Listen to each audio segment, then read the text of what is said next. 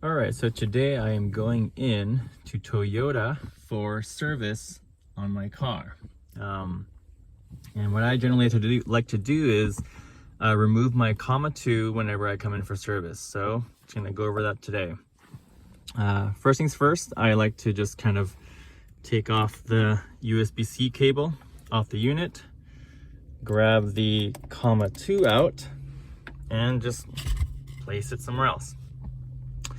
Now, you can just leave this dangling and just kind of hide it away, but today I'm actually going to take it off.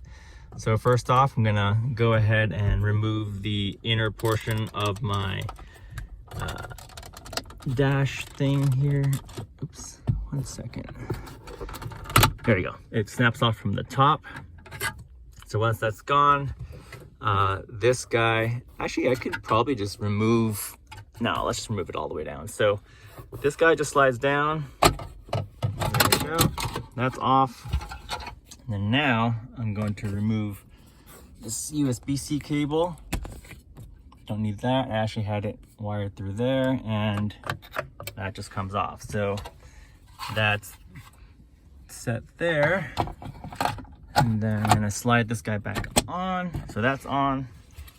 I'm going to grab this and just maybe move this guy slightly out of the way. Good. So he's out of the way. And now I'm gonna be placing this little plastic piece back on. Oops, missed that right tab.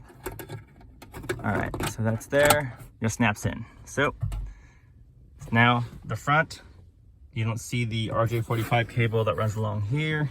The only remnants you have is this little GoPro mount. They can just probably assume it's like a webcam. And now we bring our attention to the OBD port. And so what you'll see right here. And what I'll do is I'll just remove the RJ45 cable like so.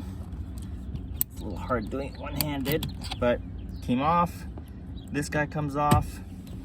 And now I'm simply just going to tuck this RJ45 cable out of the way. So now when you look up there, you don't really notice anything. And that is how I remove my comma 2 from my car whenever I go into service. Thanks for watching.